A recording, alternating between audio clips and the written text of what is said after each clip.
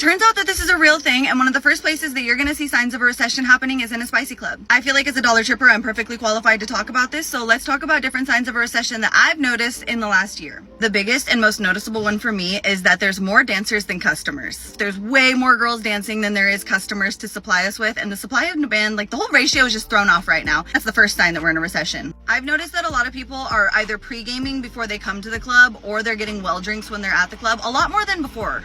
Which, if you know, you know. Okay, drinking is expensive, I get that, but it's just something I'm noticing. The amount of customers trying to barter with me as if this is like trade goods. I'm used to haggling with money because people have been doing that since the beginning of time. But I have legit had so many people come in and be like, I have this pair of shoes, I have this bracelet, I have this necklace, like trying to barter a dance out of me with an item.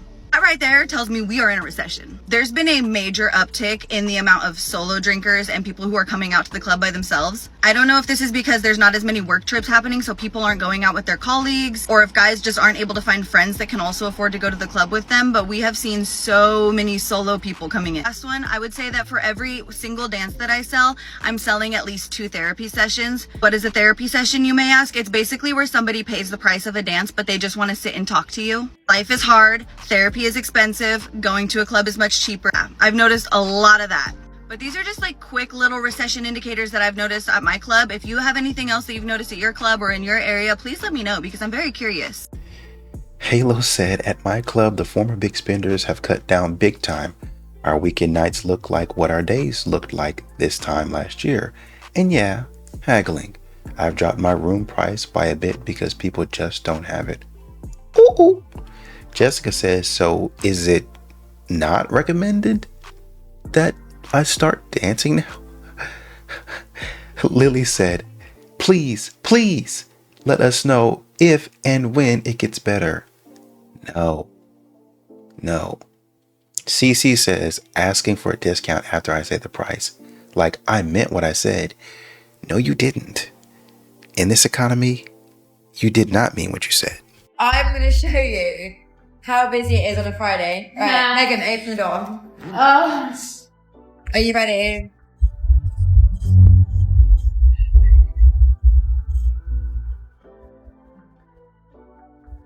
I was having a conversation with one of my girlies at work, like another dancer, and she was getting upset because we went up to a customer together and he immediately asked us like, whoa, do you guys work together? Like, is this like a team thing? And this wasn't the first time that I've worked with her, but she definitely is someone that like works in pairs. And I think that's very common in my club. But this is a question to the other dancers. Like, is it common in other clubs for girls to work in pairs? Because other clubs that I've worked at, like I tend to just like work alone. And even at my club, usually it's just me wandering around trying to do my very best. But it is like a thing at my club that girls work in pairs. This guy that we were talking to in general, not only did he not give us money, but like just had so many questions, really wanted to know about the club, was very surprised that the club was so dead. And we were like, yeah, the club is dead. We don't know actually what the fuck going on. It's South by, it's a Thursday night. Like I thought it was going to be a lot better. Otherwise I wouldn't have come in, but here we are all together. He was like asking us how much money we make and what we do during the day. He was asking us if we have like partners, and he was shocked to find out that we both have partners. And I even made a comment about how like the average girl in there has a partner. Like, I know that there's like the stigma behind dancers, but like we are like literally normal ass girls. Normal girls. We go to sleep, we have girlfriends, we have boyfriends, we do all the normal things. This is like our job. This is work. But anyway, yeah, we were like talking to him about like the club and how like we think that it's different from other clubs because it's not really a stage club, it's a gentleman's club. So like most of our money, or really all of our money, comes from private dances and getting rooms. And really we were bringing that up because we were obviously trying to sell the room. But I have worked at other clubs and I have worked in other states, and I do know that my club, like as far as private dances go and even regular dances, like we are expensive. So it's like, that isn't a shocker to me that people like get upset with our prices when they come in, especially when they come in from out of state. And that's what I was trying to explain to this guy of like why our club is so dead right now. And I was like, it's because in 2019 we had this tech boom where everyone moved here from out of state, and then they came in and started getting upset at our prices because they were used to other club prices. But I don't know what to tell you, babe. This is my job, and this is what the price is. I remember I worked out in one club, not in Miami, but Fort Lauderdale. Bitch, the 1 hour room was like $300. I was pissed. An hour at my club, $1,200. And I think that night we had paid almost $300 to work, which was just... I get mad when I go to my club and I have to pay like $60 to work. Anyway, the most annoying thing out of everything is we actually took the time to talk to this guy. We gave him a whole breakdown of all the questions we had. Nothing! He gave us nothing! Well, I guess the if you're broke, just say that can't work here. Because if I'm broke, then so are you. Because nobody's paying for your services, which, that's too bad. With us going into a recession, make the clubs affordable again. Please stop playing no shade, no more Ice Spice. Recession pop. White people, it's your time to shine. I need music about how nobody has money and how we're all going through it, but we're gonna buy these cheap ass drinks on Friday. Pitbull, Neo in the studio. Take away the sections, put tables and dance floors. Thank you. That's all we need. That's all we need. I'm telling you, we're in a recession right now. It's going through it. They're going to be at that club every weekend if it's affordable. The shit is not affordable. That's why people are not at the club every weekend. Bring back $7 drinks. A DJ who plays actual music niggas can dance to. Actual music niggas can dance to. Lower the prices to get in the club also. It shouldn't be that expensive. I'm over here giving y'all the sauce because I want to open up my own club and I know what it takes to make a successful club. So this summer, when you see me hosting parties, hosting events, pop out. First event is going to be on Juneteenth because I'm black, a black American. Why wouldn't it be on Juneteenth? But for real, bring back the recession pop. People my age love that shit too. You're supposed to be in a club playing recession pop and Funny 16, 2018's music, not Ice Spice. I'm sorry. A woman in the comments said you got to go to an LGBTQ club. They play the jams. She responded and said the older gays be at those clubs and them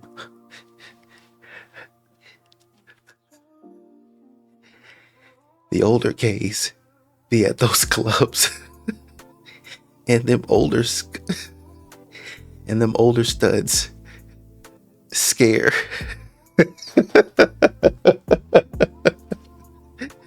and them older studs scare the F out of me.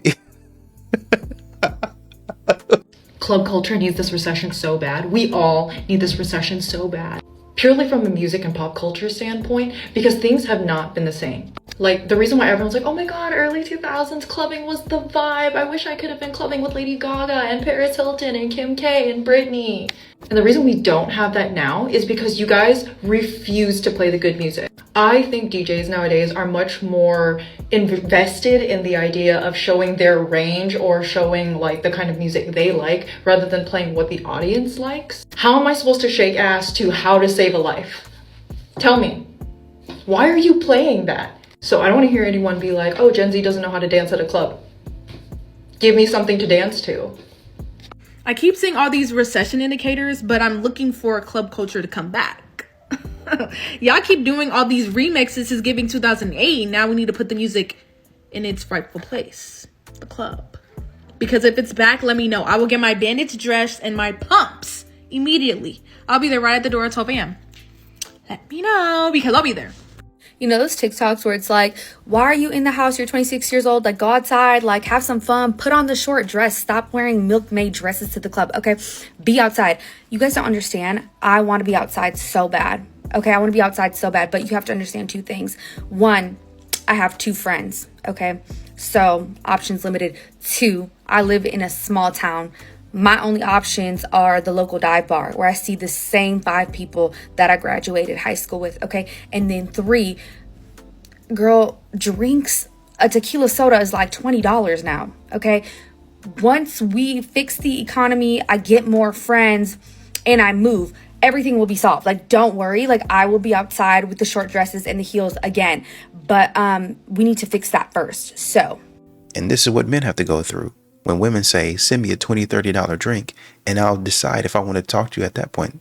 No, I'm not going to waste my money.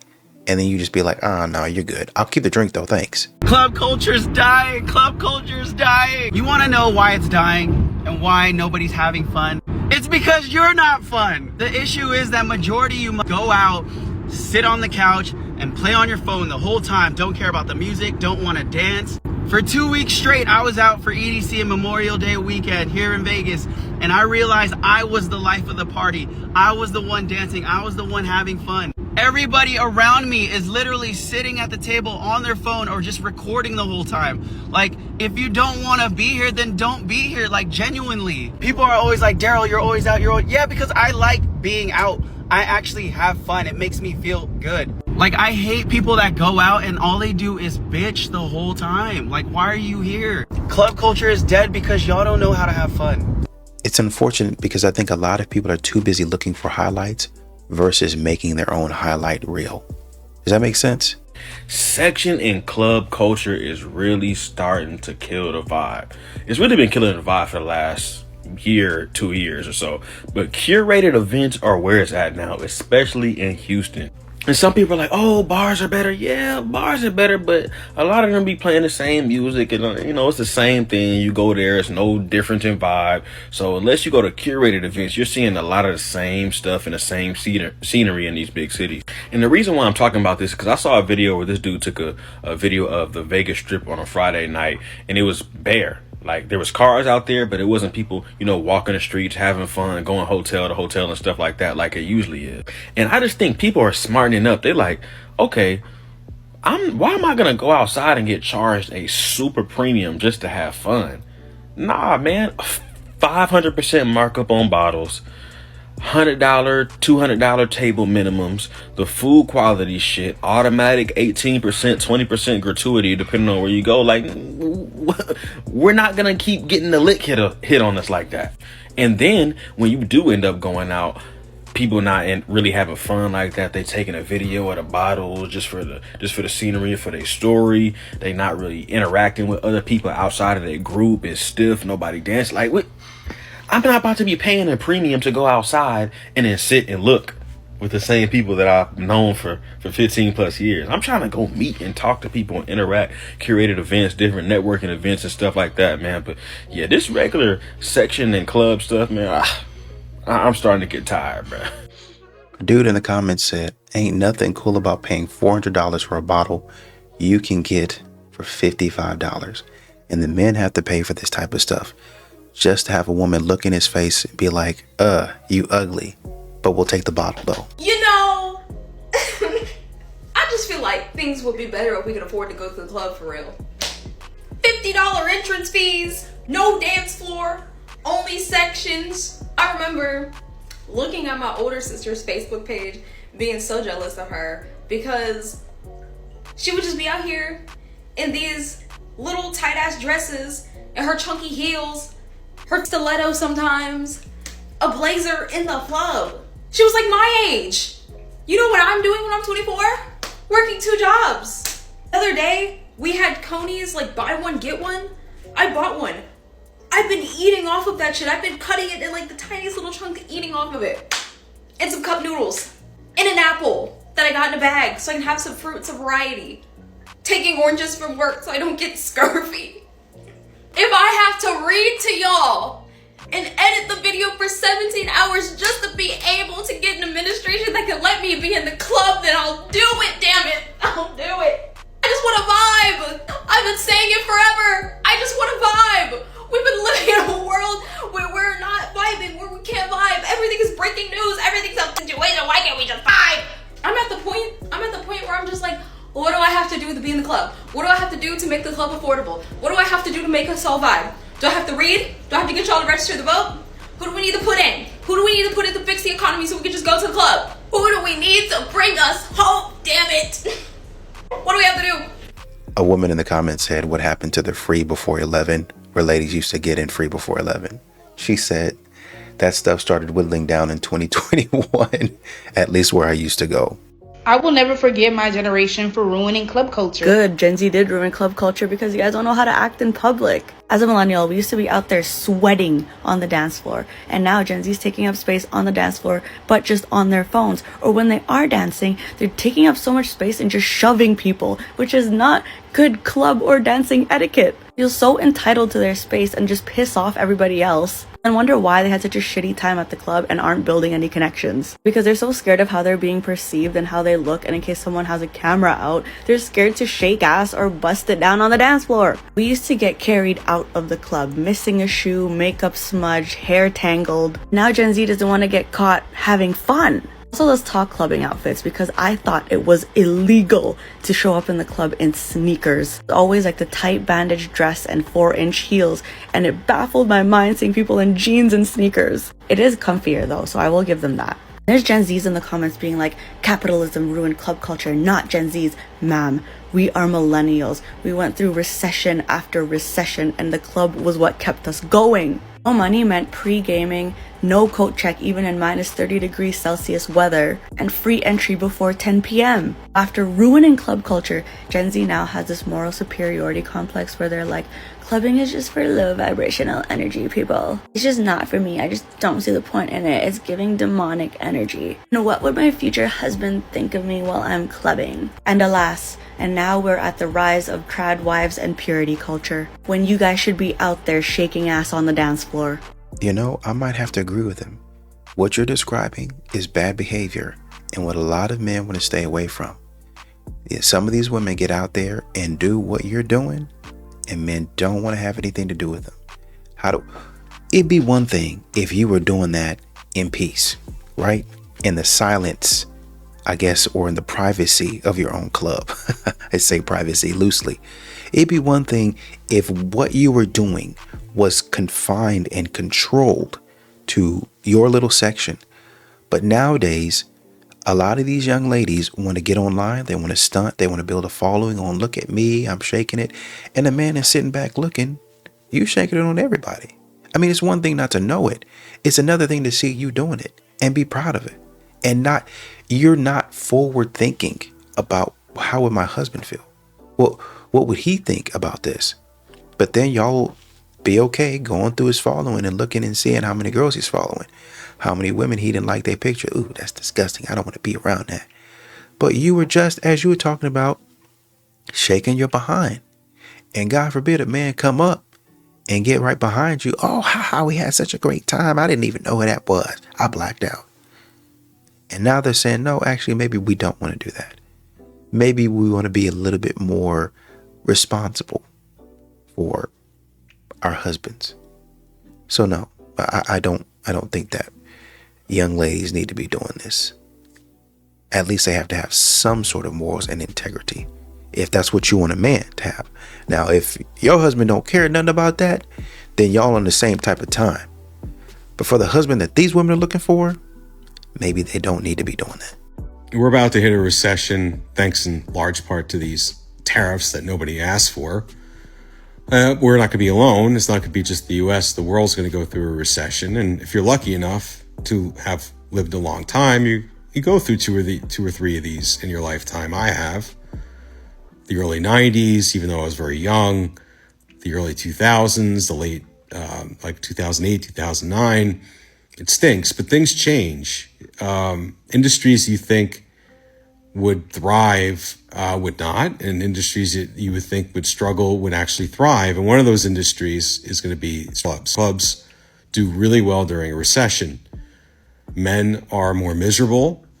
They work longer hours for less pay, and they get into more arguments with their significant other. And if you have $100 to spend, and your choices are a baseball game, a few drinks with your buddies, or go to the new bar, you're going to go to the new bar. But also, a reason why clubs do well during a recession is the quality of dancer improves. Think about it. A 21-year-old gorgeous female that right now is working her way through college, waiting tables at a restaurant or working in an office, those jobs are going to be not available anymore. Their college tuition is not going to go down. So one way to make quick cash is the club. And the better the clientele, the better the product, the more money the clientele is going to be more apt to spend. But you're also going to see really odd things, I think, like better looking, quote unquote, better looking women on OF, and also on TikTok, you're going to see the quality of women begging for coins improve. What's easier to go on TikTok for 1 hour begging for coins? You can make $40 than having to go to a club and get on stage and do that. Do that 5 days a week. You do the math. Who couldn't use an extra $200? And all you got to do is just flirt with a bunch of men and try and get roses out of them. And of course, they are jumping down bro's throat in the comments. Jenny said, "That is BS. I was a performer, not an S worker during 2008, and we had to travel to Vegas to make money. So you are very misinformed." Another dude said, "These clubs are dead, bro. What the F are you talking about? Hotter girls online." I think somebody else made that same comment talking about there are OF models that you can look at and you'll be better off because you don't have to go, basically you don't have to be sold on that type of stuff. That's unfortunate. Things I've noticed about men since training in a Muay Thai gym. No particular order. I've just never been around so much men in my life, and I just have to say this. One, they show no emotion. I could be like, "Hi, so-and-so," and they'd be like, "Sup?" I'm not used to that. Girlies, it's just like, "Hi, girl," and it's like, "Hi, girl." For a second, I was like, do they hate me? But then I was just like, no, that's just them. Along with the no emotion thing, someone could break their leg in the gym and be screaming for dear life, and no one will care. They'd be like, "Are you getting up or what?" 2 classes were happening at once, and I heard somebody scream, and they were literally on the floor in agony, and the coach was like, "Pay attention over here. Excuse me, I'm sorry. He sounds like he's dying." They don't give a damn. Also, their conversational skills, it goes something like this. "Hi, how are you?" "I'm good." Gonna ask how I am. Like, "Oh, how's school going?" "Good." Some of them, they don't cut their nails. I know they like to say, "Ladies, cut your nails." I'm the only lady in there. Look at my nails. I make sure my nails are cut. So the people that are getting cut up during the clinch, it's not from me, honey. All I have for now, but it's just something I've noticed because, as I said, I've never had so many male acquaintances, and I feel like this is just such a discovery for me. So let me get this straight. When women go to the gym, they're not there to talk. They're at the gym to work out and lock in. Don't come and talk to me. But then when you go to a Muay Thai gym, then you're there to socialize? Interesting. Celebrity crushes when you're in a relationship, they need to go. I don't want to hear about your celebrity crush if you're dating me. Oh, and if you're married to me, you're not married to me. If you ever vocalize, "Oh, my celebrity crush," yeah, you're about to go find out if you can even pull your celebrity crush because you're not going to be with me. I don't understand why couples think it's so cute to obsess over the opposite gender to their partner. Okay, literally, let's examine this for a second. If I have a boyfriend, right, and I'm obsessed with Nick Jonas, odd choice, I don't know, and I tell my man about how in love I am with Nick Jonas, don't you think that's weird? What if he wasn't? Okay, now let's say Nick Jonas was not a celebrity. Nick Jonas worked at the local coffee shop, and all I did was talk to my husband about how much I love Nick Jonas the barista. My husband or boyfriend or whatever would be like, "Then why are you with me?" Like, why do we just get this big old hall pass just because it's a celebrity? You're basically telling your partner, yeah, like, if I had the opportunity, here's the one person I would cheat on you with. And for men too. Why as a man do I know your celebrity crush is Sabrina Carpenter? Keep that to yourself. I don't care if I don't even care if the celebrity is my doppelganger. It's weird. I don't get why couples do this. I will never do this. And if you ever speak to me as a man or even as a woman and you are in a relationship and you tell me that you and your partner hype up your celebrity crushes, get at least 10 feet away from me. We thought COVID was separating people. No. This topic is going to push you literally stay so far away from me. It's funny because you have a lot of women that think this is okay. We all remember the video of Usher coming up to the woman, and now apparently she's divorced. She's divorced. Any man that wants to hang out with me this summer can pick between these 2 choices, okay? Choice 1, mount my TV. Choice 2, come help me match all my socks. A dude in the comments said, "Is mount my TV a metaphor?" Guys, I need help. So when is it acceptable in the timeline of talking to a guy to go over there with no makeup, your sweats on, bun, and your glasses? I'm about to grab my glasses. When in the timeline of talking to a guy, is it acceptable for you to do that? I need to know because I've been talking to this guy for 2 weeks, not even, and I'm ready. I'm in my truest form. I don't want to put on makeup. So I need your opinion. When is the best time to just be your truest form? So as we're all very much aware, we are living through a chopped man epidemic, and there's a big shortage of baddies. It's gone so bad to the point that, like, if I see an attractive man, it genuinely makes my day. I was walking on the sidewalk earlier and I saw a cute guy in his car, so I waved to him and he smiled back at me. And obviously he drove away after that, but I was like, oh my god, a cute guy? This was at 6:50 p.m. It's 7:17 and I'm still like, oh my god. And I feel like this is gonna power me through my evening. Like, wow, I actually saw an attractive man today. Like, diamond in the rough, needle in the haystack. Seriously. Let's cut this out. A dude in the comments said, does she have issues in her brain or does she not own a mirror? Dude said, please guys, don't do it to us. That the guy said, you one of us, gay. I'm seeing this guy on Saturday and we agreed to split the cost of a place to stay because we're going out in London. But the more he kept talking about it, the more I just kind of got the feeling that he wanted to split everything. So I texted him and I said, hey, no offense, but you're kind of giving off the vibe that you're a bill splitter. So are you planning on doing that just so that I know? And he said, yeah, it's only fair. It's just how things are done now. And I said, oh, okay. I thought about it for a second and then I texted him and I said, hey, listen, I'm used to being spoiled. I can't go back. You're a lovely person. That's fair of you, I guess, but I'm just not willing to do that. Like, the place to stay, fine, but you asked me on a date and we're doing mini golf and drinks and food and all this stuff. Like, you asked me to do all those things. Anyway, so I said, you have a lovely time. You know, I'm going to cancel, like, the booking because I made the booking. You know, bye. And he said, no, wait. I'll pay. So now we're going out and he's paying. Some of these women got a lot of nerve, man. I understand confidence, but well. So I see women on this app like crashing out because of how horrible like their ex-husbands are, their baby dads are, just like ruining their life and just, you know, making their life so difficult. And I'm like, oh my god, that's so horrible what those women are going through, and now I'm one of them. I filed for divorce 2 months ago. I've been trying to look for an apartment. And the places that I'm looking at, I need to make 3 times the rent to be able to rent them. And unfortunately, with my job, I'm a CNA. I don't make 3 times the rent. So I need a child support order to be able to add to my income so I can meet the requirement. And I've been trying to get into some sort of settlement with my soon-to-be ex-husband on that.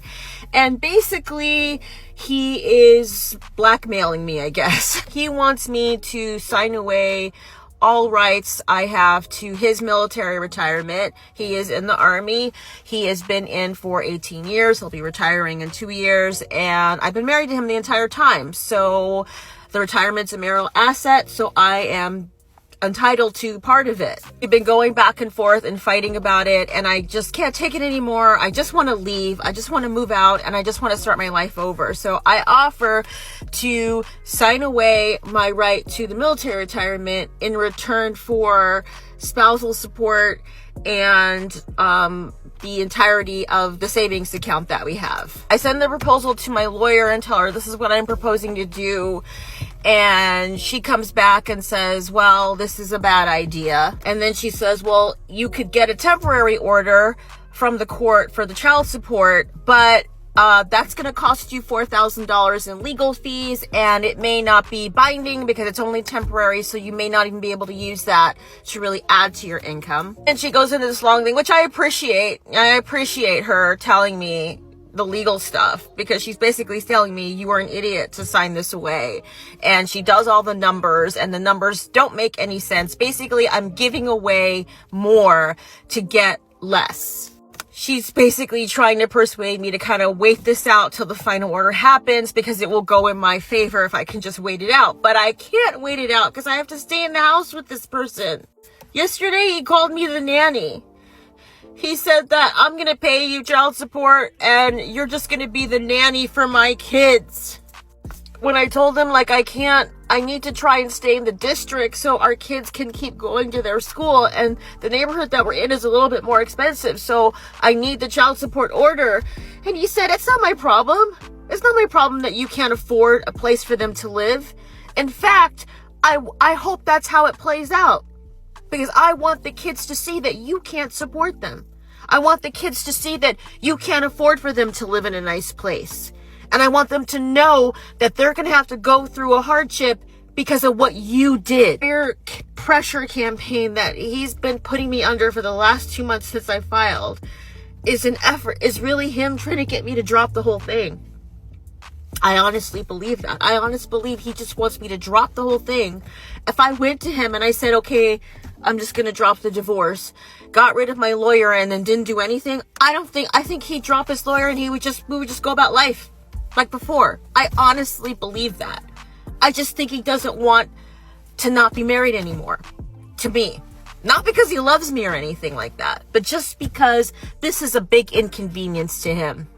It's a big inconvenience, and he has to do all of these things he doesn't want to do, and all he wants to really do is just go to work, come home, play video games, watch some corn, and nap.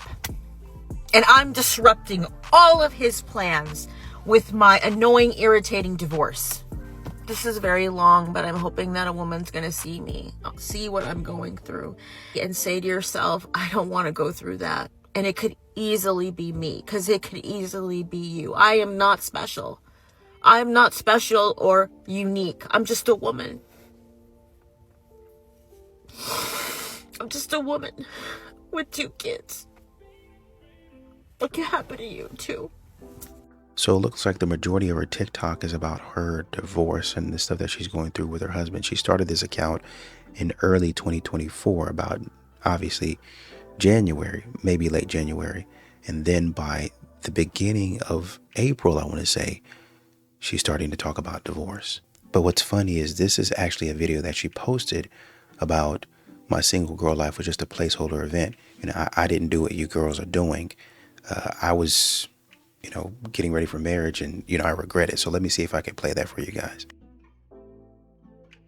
So I am married. I've been married for 17 years. I've been in a relationship for 20 years. I'm 52, and I have been absolutely obsessed with watching all the single girls' 5 to 9s after their 9 to 5.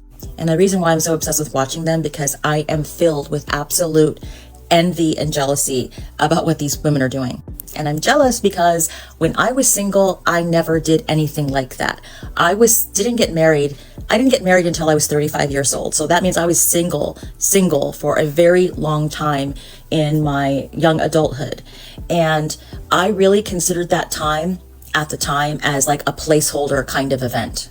Meaning that in my mind, I wasn't really living life. I mean, I was working, I had boyfriends, I was going out, I was doing things, but I didn't put any real investment in that time because to me, it wasn't a real life that I was living. I was just kind of going through the motions in a way until I could live my real life, which is when I got married. So it sounds like right now you really don't have a sense of self. You really don't know what you're doing. You kind of follow what everybody else is doing, and that's going to get you in trouble, as we see with the divorce. And of course, with these types of women, they can never be quiet. They can never stop talking. And you're going to allow them to talk, and they're going to get themselves in trouble. Sounds like you want a divorce, or am I interpreting this wrong? This is the comment. I want to address this comment really quickly, and I appreciate the question, I really do. So I'm trying to be like as open and as transparent, especially when I talk about like my struggles, my marriage struggles. And so I don't have an answer to that question because I don't know if I am in a calm and settled and happy and stable mindset to be able to make such a huge decision in my life. I think a lot of us, you hear people talking about their marriages and how they're unhappy, et cetera, and you think, oh, just get a divorce.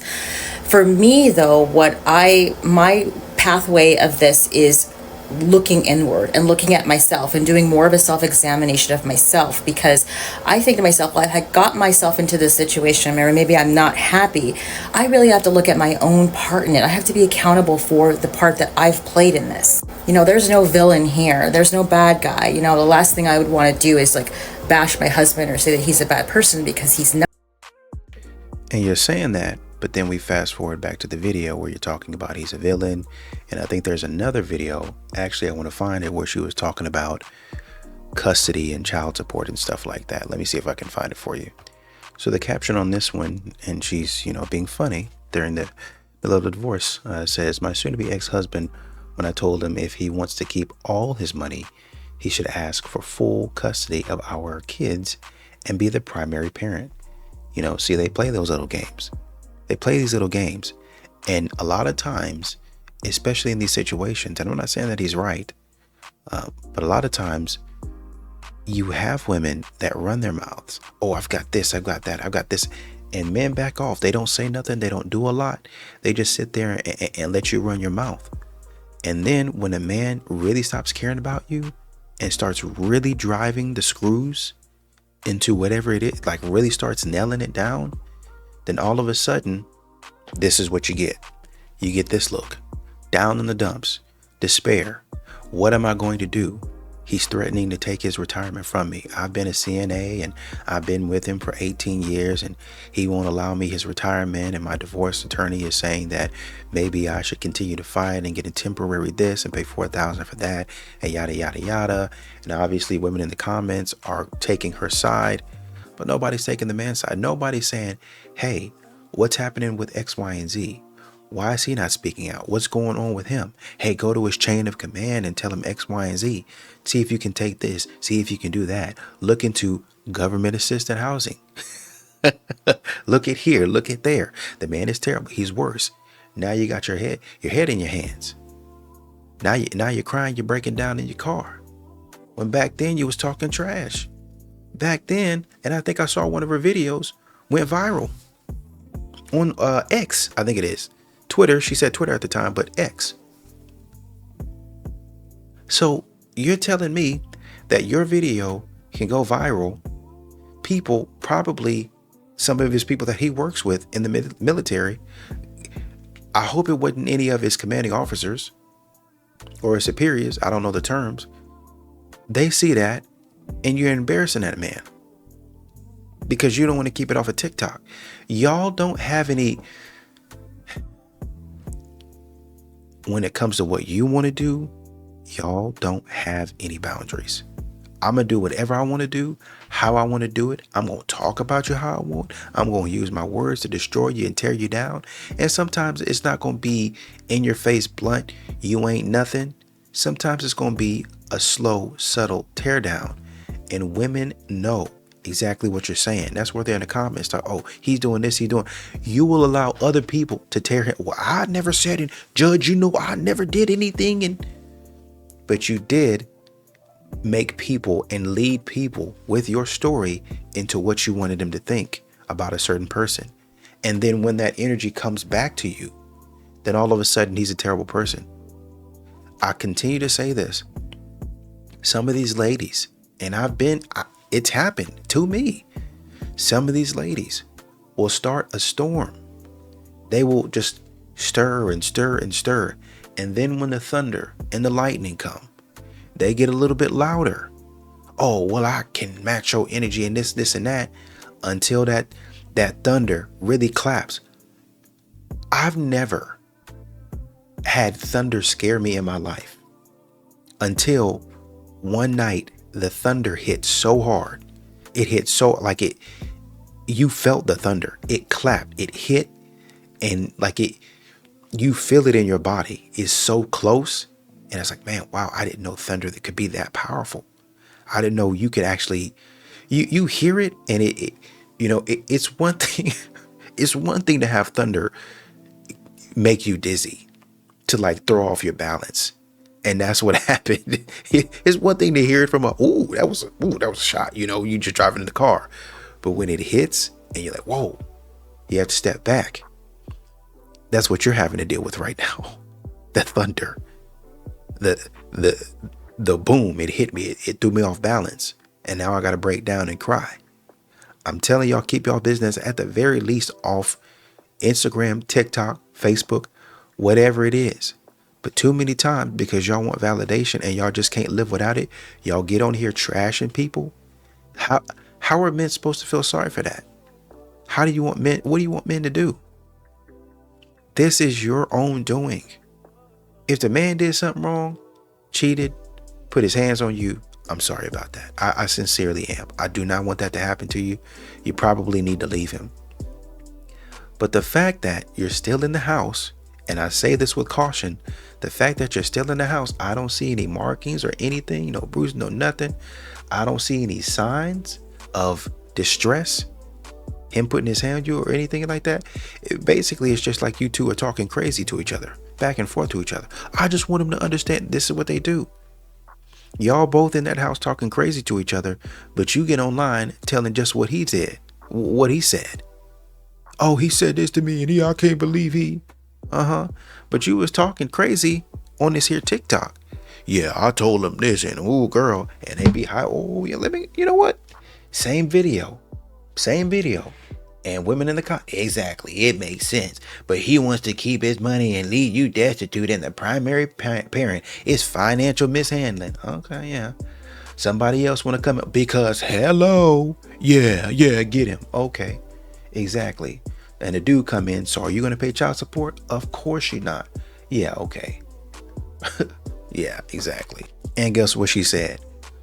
Keep going down my profile. I got a lot more videos for you to comment on and drive my engagement. Exactly. So no, you're not going to be doing that at all. So you can talk a lot of trash on this video, but then, like I said, when that thunder really hits, because you can see the thunder from a mile away. Oh, that was, I love the rain. I love when it thunders. I can really sleep. But when that thunder really hit, and it really claps, and it makes, whoa, jump scare. I gotta jump up because I didn't know it was that powerful. Y'all don't understand the true power of a man until that man is on top of you. And I'm not saying physically.